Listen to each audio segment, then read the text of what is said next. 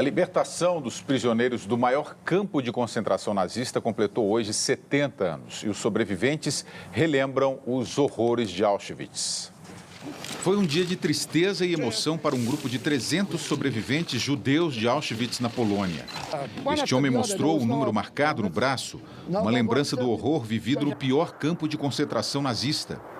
Outro antigo prisioneiro disse que algumas pessoas ainda negam o Holocausto e completou: "Eu estou aqui para dizer ao mundo que é verdade, que aconteceu e eu sobrevivi." A entrada principal de Auschwitz ainda mantém a famosa placa com os dizeres: "O trabalho liberta." Vários líderes mundiais, monarcas, sobreviventes do nazismo e celebridades, como o diretor de cinema Steven Spielberg, estiveram na cerimônia. A ferrovia por onde passaram judeus trazidos de toda a Europa foi iluminada para relembrar a tragédia. Logo na abertura, um pedido de paz ao mundo. O Jornal da Cultura explica o que foi Auschwitz.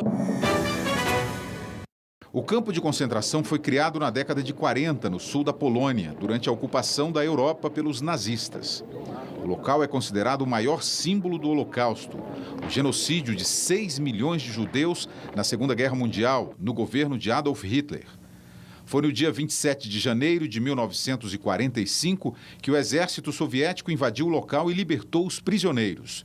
Estima-se que 1.100.000 pessoas morreram em câmaras de gás só em Auschwitz, a maioria judeus. Molaé. Eu diria o seguinte, isso é talvez a pior cicatriz da história da humanidade. E o remédio é a memória, é a lembrança.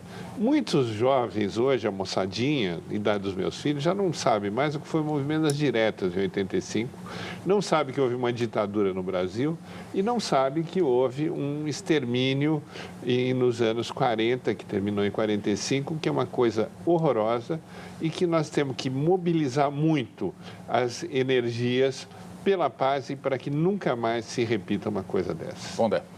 Sobre a matéria, eu apontaria duas coisas.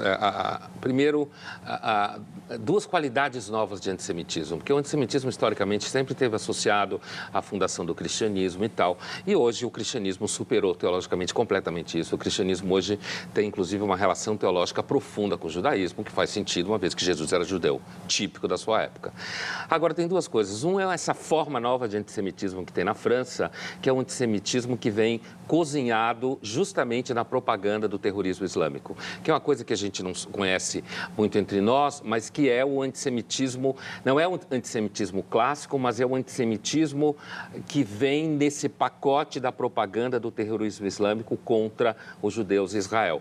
E eles esperam, inclusive, conseguir insuflar na população um certo histórico de antissemitismo.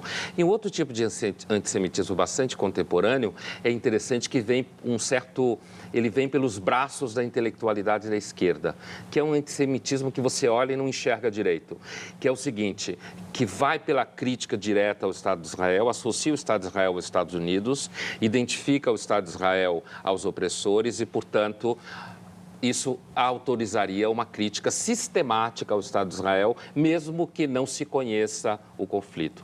Então, o Auschwitz é um grande símbolo do antissemitismo histórico, mas é importante perceber que hoje o antissemitismo ele tem outras conotações, né? Mas eu acho que a questão não é só de antissemitismo, quer dizer, no caso, foram realmente os judeus que foram massacrados. Agora, não se pode admitir o massacre de nenhum outro tipo de população. O genocídio que ocorre na África, e da mesma forma como o antissemitismo, é um anti-islamismo também, porque o Islã é uma religião que merece todo o respeito, apesar desses movimentos terroristas que realmente têm que ser combatidos. Que não é o Islã, né? Que não Quer dizer, o Islã, o terrorismo islâmico é uma parte de pessoas que, inclusive, atrapalham o cotidiano dos muçulmanos que tocam a sua vida normal. Isso é óbvio, né? É claro, né?